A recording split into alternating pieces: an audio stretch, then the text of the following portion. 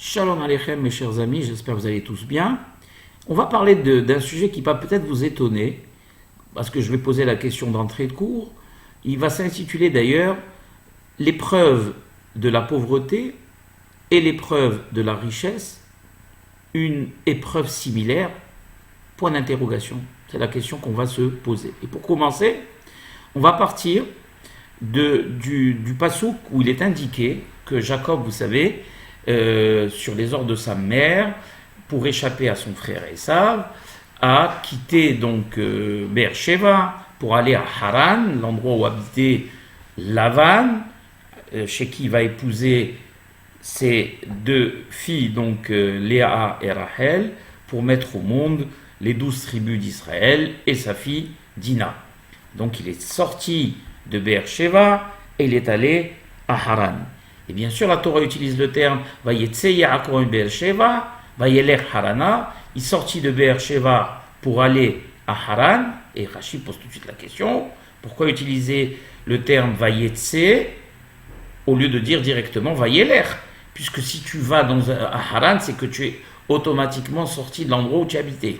Alors à cela il répond, il dit que quand il est sorti Jacob, eh bien quand un tzaddik sort d'une ville, il entraîne avec lui malheureusement tout ce qu'il avait amené, c'est-à-dire splendeur, éclat pour cette ville, bienfaisance pour les habitants et pour tous ceux qui habitaient. Alors bien évidemment, quand Jacob est parti de cette ville de Beersheba, sont restés son papa et sa maman, Yitzhak et Rivka, qui sont également de grandes sadikim et qui également amenaient bienfaisance pour tout Beersheba et pour tous les habitants. On connaît l'importance d'un tzaddik, on l'a vécu ici au Maroc, où on a des dizaines de milliers de tzaddikim qui sont enterrés. Et vous pourrez poser la question aux anciens, et ils vous diront qu'un tzaddik, quand il habite dans un endroit, c'est tout l'endroit sur des kilomètres qui est protégé, tant au niveau de la santé des habitants. Il y a beaucoup de miracles qui se passent dans ces endroits. Parler à ceux qui habitaient dans le Tafilalet, à l'époque du Baba Saleh à la Shalom, à l'époque de la famille Bersera, parler avec ceux qui ont habité à Essaouira, à l'époque de Rabbi Haïm Pinto, parler avec ceux qui habitaient dans le sud, avec tous les grands tzadikim, à Marrakech également, à Casablanca, avec Rabbi Eliaou, Zechat Tzadik Kadosh Livracha, et ils vous raconteront tous les miracles, et tout,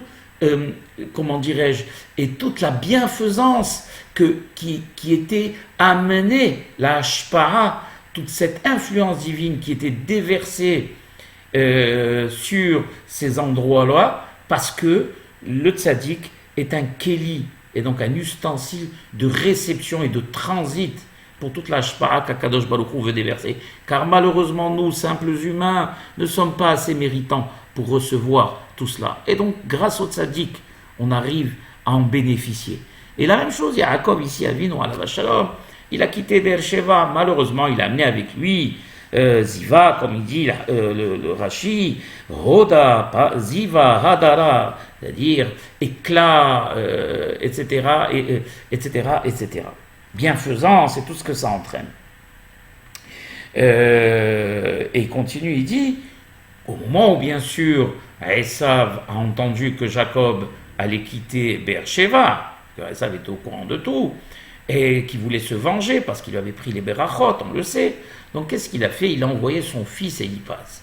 Et son fils Eliphaz, au moment où Jacob a voulu traverser, donc pour rejoindre, on va dire, Haran, aller sur l'autre rive pour aller à Haran, en Mésopotamie, eh bien, Eliphaz l'a rattrapé. Et il lui a dit, voilà, papa m'a envoyé, il faut absolument que je te tue, car je dois respecter le commandement Kabed et Avicha et Imecha, et papa m'a ordonné, et bien donc je dois te tuer. Et à ce propos, la chance qu'a eu Jacob, c'est que Eliphaz a étudié la Torah avec Isaac et avec son grand-père Abraham. Et donc, si vous voulez, il a été un petit peu attendri par son oncle Jacob, qui lui a dit, écoute, c'est pas la meilleure des choses à faire et c'est pas bien, c'est interdit. Je te propose la solution suivante, puisque tu tiens à respecter le commandement de ton père, alors tu n'as qu'à me dépouiller, car bien évident que Isaac n'a pas envoyé Jacob son fils les mains vides, il a envoyé avec beaucoup d'argent, de l'or, des bijoux, pour offrir à sa future épouse. Et il lui a dit, Jacob, prends tout ce que j'ai, et comme cela, tu appliqueras le pasouk où il est dit que Ani Hashuv Kamet, c'est-à-dire que le pauvre est considéré comme mort, même de son vivant, car malheureusement, il n'a pas de ressources. Il est transparent, malheureusement, aux yeux de la société. Donc c'est comme s'il était mort. Et donc on le vit ça tous les jours, malheureusement. Alors que très certainement, il a énormément de qualités, de savoir, et qui peut apporter énormément, pour ceux qui n'ont pas les yeux pour voir, bien évidemment. Eh bien, malheureusement, il est relégué au 15e rang, et personne ne le voit. Donc, étant transparent, c'est comme s'il était mort. Par contre, le riche, même quand c'est un imbécile fini et le plus mauvais des hommes, à partir du moment où il a du pouvoir, Hazve Halila, pas tous les riches, bien évidemment, mais il aura déjà, on va dire, la clé pour pouvoir pénétrer tous les, comment dirais-je, toutes les strates de la société. Après, aux gens de la société, de la communauté, de découvrir qui il est. Mais on dirait qu'il a un avantage certain. Est-ce que le pauvre, lui, déjà au départ, il faudra qu'il fasse ses preuves, parce qu'il n'a aucun avantage au départ. Enfin, ça c'était juste pour ouvrir et fermer une parenthèse. Et donc, il a tout dépouillé, et non seulement il lui a tout pris, mais même ses habits, il lui a pris. Il a laissé tout nu, comme il est marqué, il a dit, Yaakov le pauvre, qui me makli avarti et yardenaze va'ata iti listema'anot. Et il a dit, car je traversais le Yarden, le fleuve du Jourdain, avec mon bâton. Pourquoi préciser mon bâton? Parce qu'il n'avait que son bâton. Et maintenant, je suis devenu, on va voir après quand il va devenir très très riche. Et donc, le Hida nous raconte d'ailleurs que Jacob était tout nu, et comme c'était quelqu'un de saint, il ne voulait pas rester nu, donc il s'était trempé jusqu'au cou dans le fleuve en attendant, espérant avoir une délivrance. Jacob, et donc le Hida nous explique qu'un cavalier qui voulait se rafraîchir avait posé ses habits sur le côté, la rive du fleuve, et s'était jeté dans le fleuve pour se rafraîchir, et malheureusement pour lui, il s'est noyé. Et donc Yaakov en a profité pour prendre ses habits, le cheval, et continuer sa route. Donc on voit que le pauvre Jacob, quand il est parti de chez lui, où il a été choyé, gâté, il vivait dans l'opulence, parce qu'Isaac Baruch Hashem était riche, par son père Abraham, il ne lui manquait rien à Jacob. Il était gâté, choyé, il vivait dans la tranquillité, il étudiait sa Torah, il a été obligé de quitter à la va-vite sa maison, une épreuve terrible. Et il s'est retrouvé, il était parti avec de l'argent, il s'est retrouvé sans rien, sans un centime, le pauvre Jacob. Jacob n'était pas un homme de matériel. D'ailleurs, on le voit dans le passouk où il dit il m'a dit, si Dieu est avec moi et me garde dans le chemin où je vais, à Shanochi Oler, quand il allait à Haran, ou Beged Lilbosh. Il a seulement demandé à Kadosh Baruch Hu, lehem lechol, du pain, un peu de pain à manger, ou beged, pas bgadim au pluriel, ou beged lilbosh, et un habit à l'aise. De là, on apprend que Jacob est parti complètement nu. Et pire que tout, ils nous disent les Hachamim.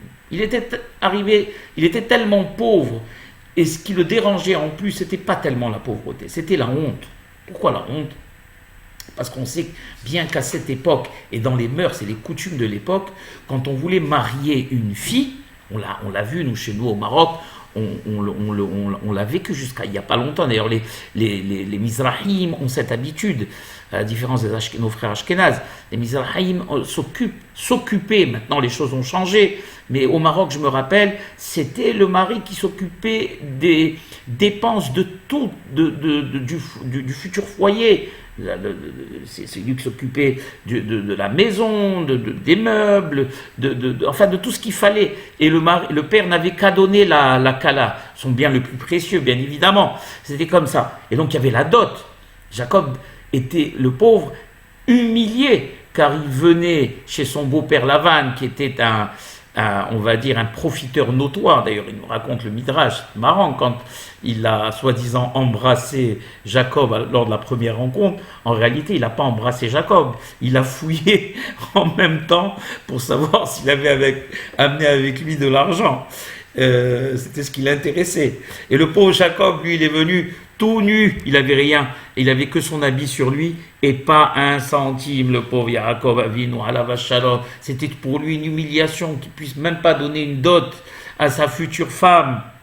Mais ils disent les Chachamim, mais c'est vraiment le premier point que vous allez retenir dans ce cours. C'est très important. Par contre, ils disent les Chachamim, Jacob n'a jamais été désespéré. Même dans les moments les plus terribles, on sait que Jacob a eu une vie extrêmement difficile. On va le voir dans toutes les parachiotes. Vraiment une vie jonchée, comme David Ameler, jonchée de malheurs et de difficultés, de souffrances. Jacob a beaucoup souffert. Et étant donné que malheureusement, pour nous, on est les descendants, on est à l'image de ce qui va se passer, de ce qui s'est passé pour Jacob, on reproduira ce qui s'est passé pour Jacob, car on est issu de Jacob. Jacob, c'est la graine qui nous contient. Eh bien, ce qui est arrivé à Jacob nous arrive à nous fatalement exactement la même chose. On a souffert, et Baruch Hashem, la fin de sa vie, Jacob a eu la tranquillité, il est mort dans la tranquillité quand il a retrouvé son frère Joseph, comme nous, Be'ezat Hashem, quand le Mashiach viendra, qui tombera sous les descendants qui sera amené, Mashiach ben Yosef, Be'ezat Hashem, et qui fera tomber justement Édom, eh bien on aspirera nous aussi également à la tranquillité. Je referme cette parenthèse. Jacob n'a jamais été désespéré, jamais. Et il dit la chose suivante, Ma'ani me abet sivri, est-ce que moi je peux perdre ma confiance en Akadosh Baruch Hu? Est-ce que moi je peux être désespéré de mon Créateur? Hazveh Shalom, il a dit, je ne perdrai jamais ma confiance en Akadosh Baruch Hu. Ezri me'im Hashem, Oseh Shamayim va'aretz. Je ne perds jamais confiance en Akadosh Baruch Hu, qui lui seul est mon aide et mon sauveur. Oseh Shamayim, celui qui a créé le ciel et la terre, me laissera-t-il tomber? Le Tout-Puissant qui a créé le ciel et la terre, qui a fait tant de miracles, ne me laissera jamais tomber. Et ils disent les Hachamim la chose suivante. Yaakov Avinu, malgré le fait qu'il subissait justement cette souffrance, il a vu dans son songe, au moment où il a quitté donc tout pauvre, sans rien, il devait se rendre à Haran, on sait dans le texte qu'il est allé à Beth-El. Il est revenu sur ses pas, il est allé à Beth-El. Et vous connaissez tous le songe de Jacob. Et ils disent les Hachamim quelque chose d'intéressant. Qu'est-ce qui avait marqué? Veine Sulam Mutsav Arza Verosho Magia Hashamaima. Et voici une échelle, d'accord, qui était plantée par terre et dont le sommet arrivait au ciel.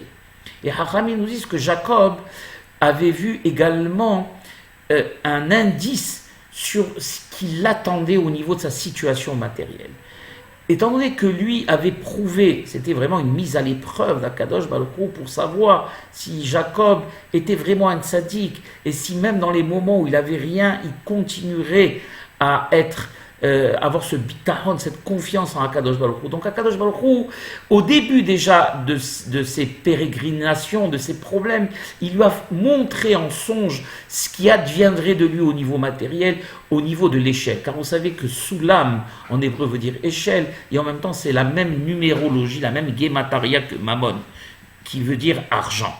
Et donc il va montrer, tu vois ici, au niveau de ce soulam, au niveau de ton mammon, au niveau de ta situation matérielle, elle est mutsevet artsa, c'est-à-dire qu'elle est aujourd'hui au stade le plus bas, elle touche le sol, mais bientôt tu verras, ne t'inquiète pas, verosho magia hashamaima, et tu verras que be'ezat Hashem, tu arriveras à devenir quelqu'un de financièrement très riche, comme cette échelle arrive au sommet et touche presque le ciel. Et quand il s'est réveillé, Yaakov Avinu, qui avait compris qu'Akadosh Baruch Hu lui réservait que du bien et qu'il allait devenir quelqu'un de très riche Eh bien, il a dit la belle chose suivante. Et d'ailleurs, c'est de là où les musulmans tiennent la Ashura. Le terme de Ashura, je l'ai appris d'un ami à moi musulman, de Jacob. Parce que Ashura vient du mot le Asor, qui veut dire le 10e. D'accord. C'est une dîme qu'ils offraient, qu'on offre aux pauvres.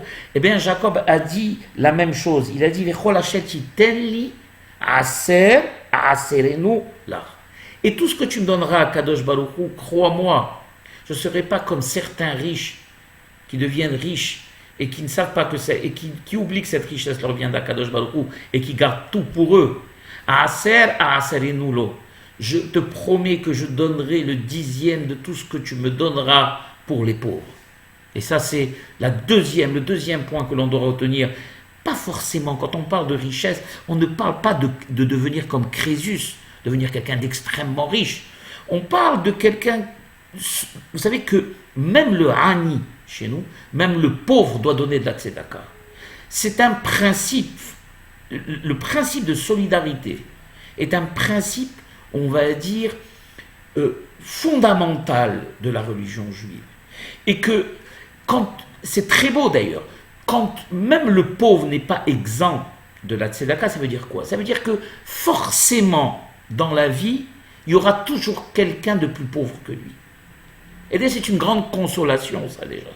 De toujours être Sameya Behelko, toujours être content de la part qu'Akadosh Baruch Hu nous a réservée, du sort qu'Akadosh Baruch Hu nous a réservé. Et j'ouvre une parenthèse, et je vais la fermer, et je ne donnerai pas le nom. J'ai quelqu'un, chez Hachem Ishahlo, Kol Mile Demeta, dans la famille, qui est un adepte de ce principe, et qui l'applique dans la vie de tous les jours, qui est toujours Sameya Behelko, qui est toujours heureux, malgré les problèmes et les épreuves qui passent dans la vie, comme n'importe quelle personne, n'importe quel père de famille, il ne perd jamais le moral, il garde toujours le cap, et il dit toujours Baruch Hashem, Baruch Hashem, Baruch Hashem. Beshakadosh Baruch Hu, il lui rend en mille cette confiance bitarante qu'il a en Kadosh Baruch Hu, en santé, en bénédiction, en bonheur, kol midei meta. Voilà tout ce que je lui souhaite. Et donc, pour continuer, Yaakov Avinu énumérer un principe fondamental qui est celui de la solidarité. C'est-à-dire qu'à partir du moment où Akadosh Baruch Hu t'a donné quelque chose, ce n'est pas pour que tu le gardes. Il t'a donné pour que tu donnes. Bien sûr, tu vas garder ce qui t'est nécessaire, et même plus que nécessaire. Et d'ailleurs, il y a des lois au niveau de la tzedaka, vous n'avez qu'à prendre des lois de la tzedaka, le Rambam, il explique combien on doit donner, les pourcentages qu'on doit donner, etc., etc. Il y a des lois, tout se fait, dans le judaïsme, tout se fait selon la halakha. On peut bien sûr aller au-dessus de la halakha, on ne doit pas se mettre en danger, bien évidemment, tout ça doit s'étudier. Ce n'est pas le but du cours. Mais seulement dire que Akadosh Baruch Hu te donne pour que tu donnes. Il ne te donne pas pour que tu gardes. Et personne n'est exempt. Tout le monde doit donner. Yaakov donne exemple. Il dit, tu m'as montré dans ce soulam que Béhémet, je ne resterai pas au point où j'en suis. C'est vrai que c'est un remez. Je n'ai pas la preuve flagrante. Ben, le fait que Yaakov était un prophète, il a, on va dire,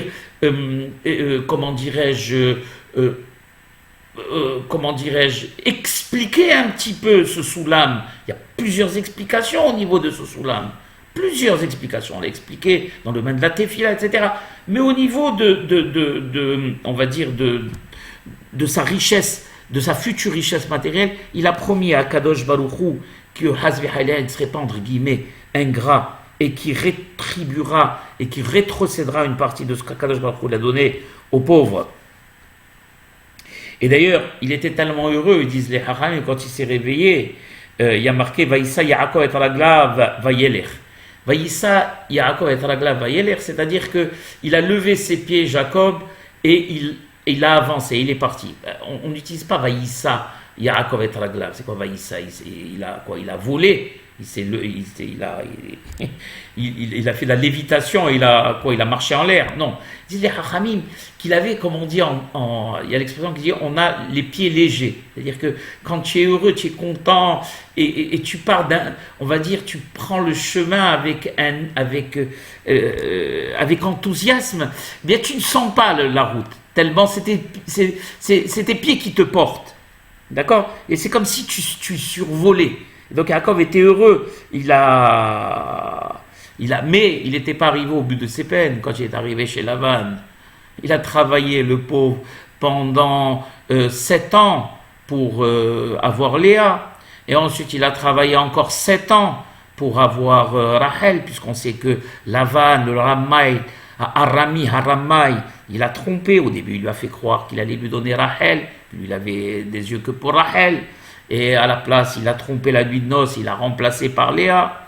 Et quand Jacob le pauvre s'est levé, il a vu qu'il avait été trompé. Lavan lui a répondu: mais chez nous, tu comprends bien que c'est pas la fille et c'est pas la fille cadette qu'on donne en premier, c'est la fille aînée. Si tu veux ma fille cadette, eh bien tu devras travailler pour. Et on sait que Yaakov, il n'a pas dormi pendant toutes ces années.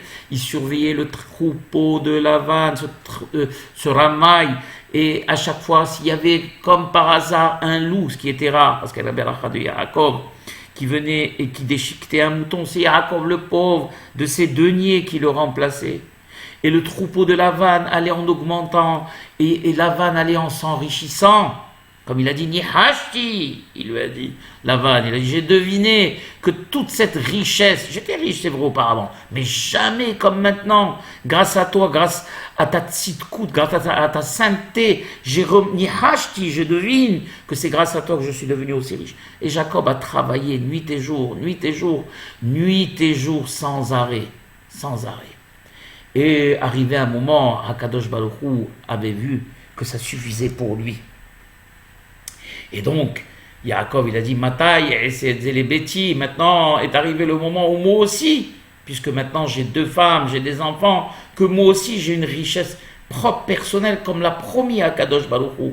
Et donc, il a décidé avec Lavan, encore qui a voulu une autre fois encore le tromper, de retirer toutes les bêtes qui étaient achetées, mouchetées, et à partir de maintenant, toutes les bêtes futures qui seraient achetées et mouchetées appartiendraient à Yaakov. Lavan, bien sûr, avait utilisé le stratagème pour essayer de retirer de lui laisser que les bêtes qui étaient malades, qui n'étaient pas reproductrices. Mais Yaakov avait, grâce à la beracha d'Akadosh Baruch Hu, il n'y avait pas une bête qui n'accouchait pas en double, des jumeaux. Et donc, il devenait de plus en plus riche, où il y a marqué dans le passouk. Vous avez vu, on est passé de la pauvreté la plus extrême, qui était une épreuve terrible pour Yaakov, et qu'il a réussi à surmonter avec brio. Maintenant, on va passer à l'épreuve de la richesse extrême. Parce que nous, on a tendance à penser que la seule épreuve qui a le mérite d'être appelée épreuve, c'est celle de la pauvreté. Or, on se trompe complètement. L'épreuve de la richesse est encore peut-être aussi grande, si ce n'est plus, que celle de la pauvreté. Parce que la pauvreté, à la différence de la richesse, elle nous permet toujours de garder les pieds sur terre. Puisqu'on a tout à espérer. Et on n'a absolument rien à perdre. Donc on garde toujours notre modestie, notre gentillesse, notre effacement. On a tout à espérer. Donc on garde toujours nos pieds sur terre. On a toujours les yeux tournés vers Akadosh Baruch Hu. Malheureusement, quand on devient très riche, à la différence de Yaakov, où il est marqué Vaifrotz ha'ish me'od me'od, il est devenu très riche, Vaifrotz.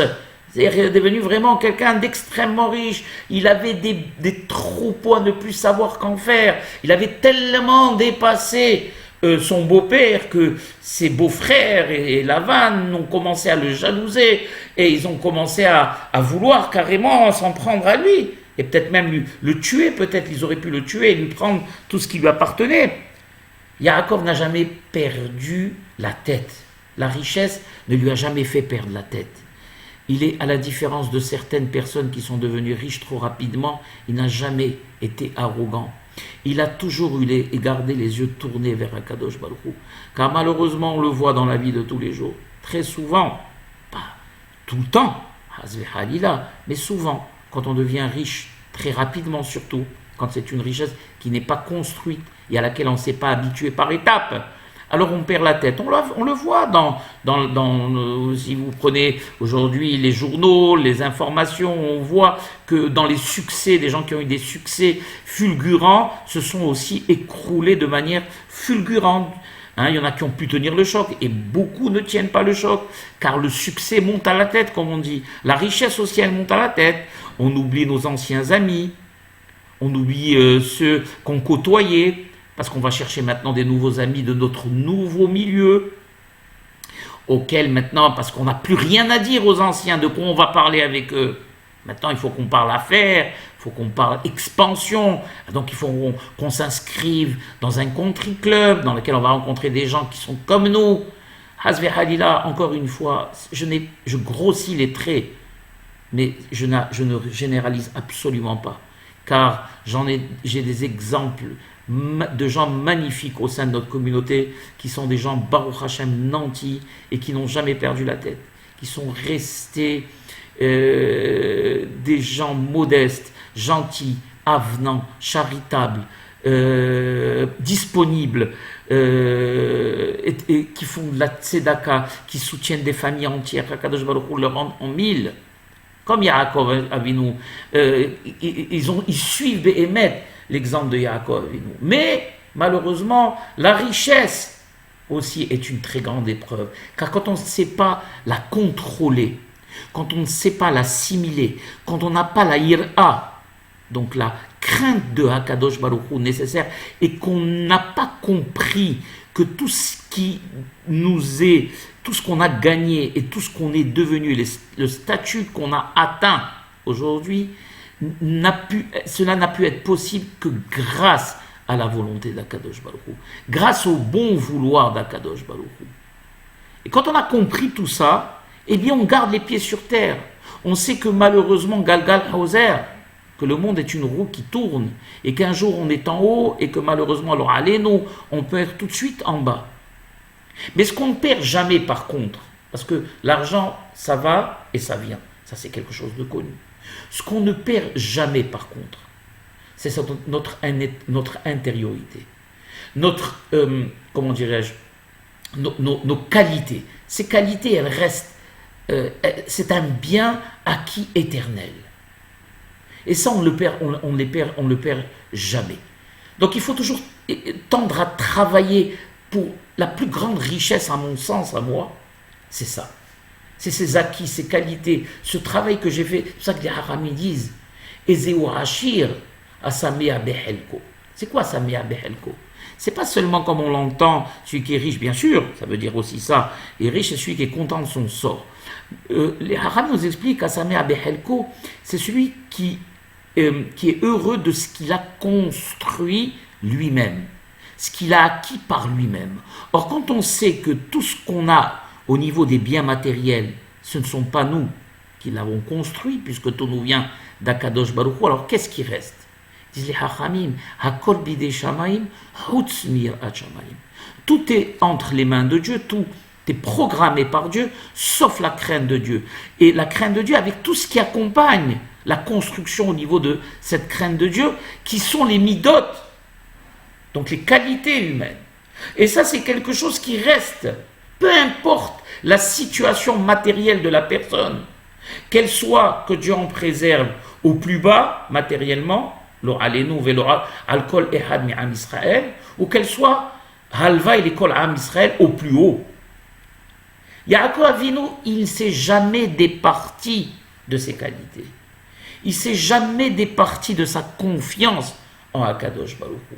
Et c'est pour ça que j'ai intitulé ce cours « L'épreuve de la richesse » ou « L'épreuve de la pauvreté », deux épreuves similaires. Oui, ce sont deux épreuves similaires.